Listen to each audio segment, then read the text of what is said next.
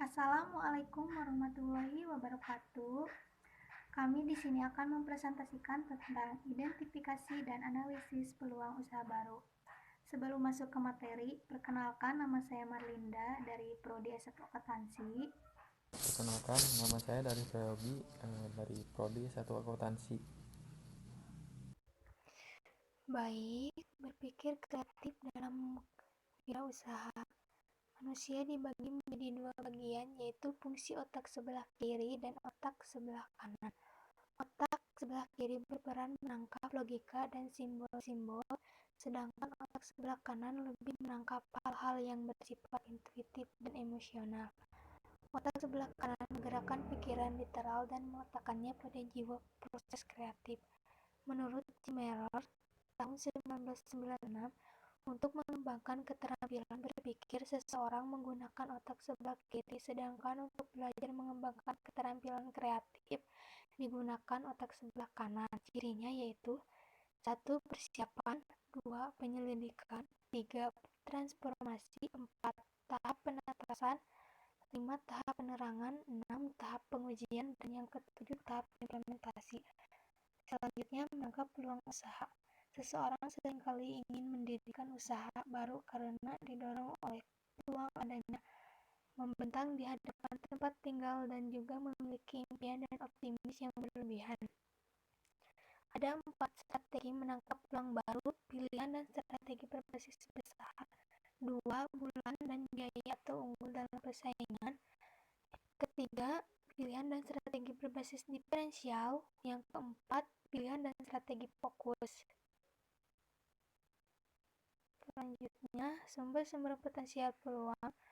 Proses scanning merupakan suatu cara yang terbaik untuk menuangkan ide potensial menjadi produk jasa yang real. Langkah dalam proses scanning ide yang dilakukan sebagai berikut. Menciptakan produk baru dan berbeda. 2. Mengganti pintu peluang. 3. Analisis produk dan proses produksi secara mendalam.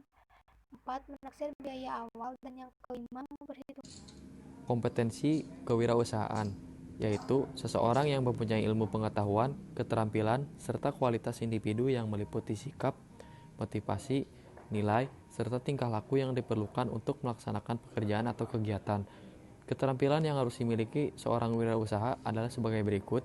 Yang pertama, managerial skill, yaitu suatu keterampilan yang harus dimiliki oleh seorang pemimpin atau manajer yang berkaitan dengan proses perencanaan, pengorganisasian, pelaksanaan, kepemimpinan, dan pengendalian usaha. Dan yang kedua, conceptual skill, didefinisikan sebagai kemampuan untuk memahami persoalan secara lebih menyeluruh. Dan yang ketiga ada human skill,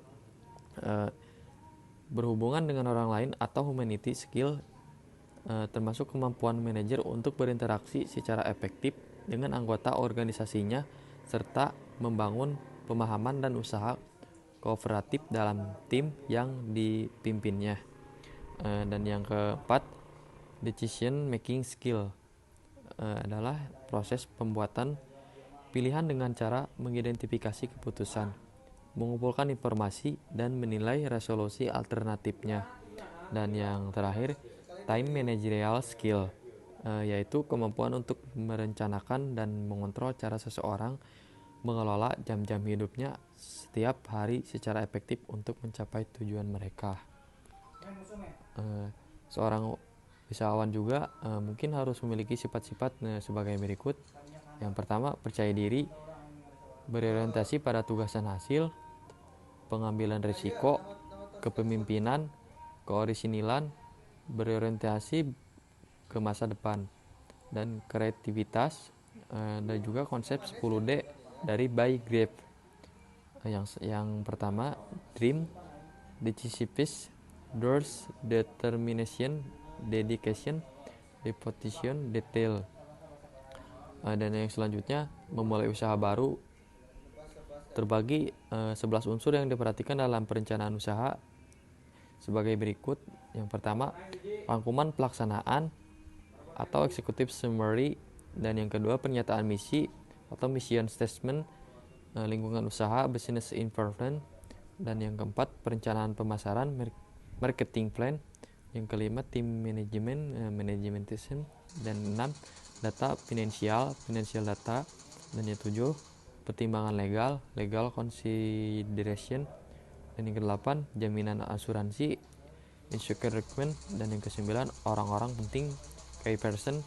10, pemasok atau supply. Dan 11, risiko atau risk.